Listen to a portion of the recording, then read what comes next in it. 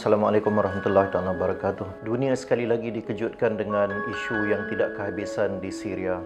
Dan pada hari ini kita dikejutkan tentang isu kebuluran di penempatan ataupun bandar yang bernama Madia. Isu kebuluran di mana bandar Madia dan kawasan di sekitarnya telah dikepung, dan bantuan yang terakhir yang sampai masuk daripada pihak bangsa-bangsa bersatu ialah pada sekitar bulan Julai 2015. Untuk makluman semua juga, Islamic Relief sudah pun membantu Syria sejak konflik ini berlaku pada tahun 2011, dan Alhamdulillah pada tahun 2012 kita mengambil kesempatan untuk menyalurkan bantuan ke dalam bumi Syria.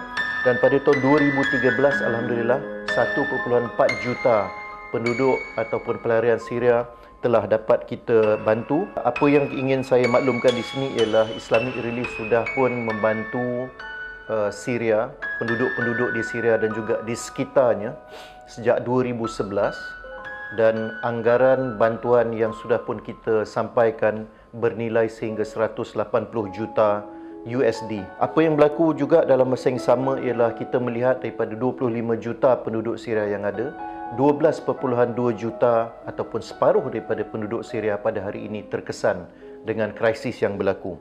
Dan dalam pada itu, daripada 12.2 juta ini 50% daripadanya adalah merupakan kanak-kanak.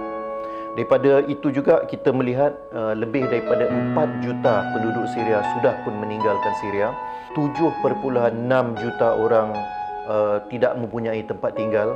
Ini tidak termasuk 5.1 juta kanak-kanak pada hari ini berada dalam keadaan yang sangat kritikal.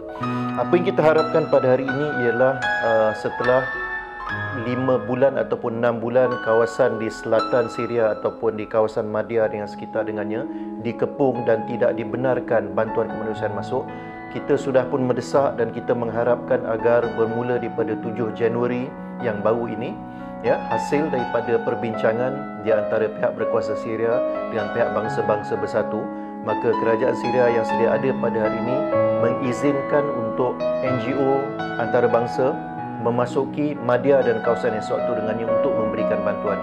Jadi dengan ini saya mengambil kesempatan untuk menyeru kepada semua di luar sana, marilah kita penuhi tanggungjawab kita, kerana Islamic Relief insya-Allah walaupun kita belum diberikan izin untuk masuk ke dalam, kita bercadang untuk mendapatkan NGO tempatan yang berada di kawasan Madia bagi menyampaikan bantuan kecemasan, dan kita fokus pada kali ini di dalam bentuk makanan.